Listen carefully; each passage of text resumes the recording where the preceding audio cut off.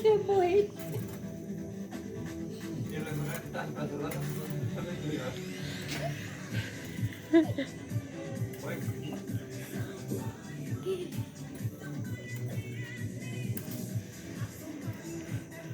Está enquanto mata, hein? Levantando a plateia que você mata.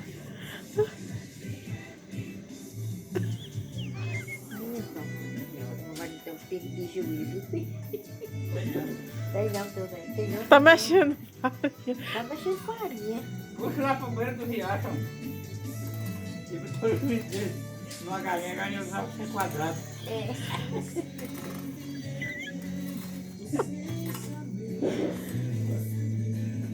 Tá meu pai do céu, minha Nossa Senhora. Ai, Santo Antônio não quer isso não, viu? Tá judiando com a fogueira. É o bolo do Santo Antônio, é? Sim.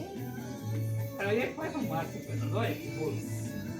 Chega pra cá, sai dessa fumaça. Tá- Vai ficar com a cabeça branca de fumaça. Vai mesmo. Ô, Foi Sim. pior. Olha Sem esse ele bolo. ter. bolo de fumaça da bexiga, não vou quebrar um pote d'água. Deus me perdoa, já tinha apagado. Deus me perdoa, porque tá Deixa- apagado demais. É, vai pra lá. Pra lá agora. Também. Toma o quê? O copo tá seco, não tem nenhuma. Não tem nenhuma cervejinha aqui dentro. É cerveja, velho.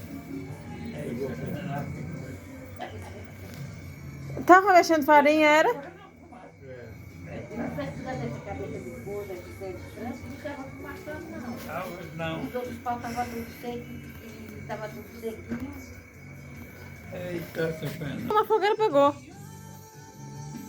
É, agora Mas a fumaça matou. foi. Deixa aí, depois fechar.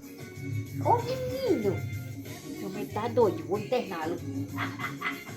Vou ligar pro meu primo para chamar um de lá para levar você para internar. Se tivesse esse homem, seu bem louco. Esse está escapando. Não faz por aqui, né, cara?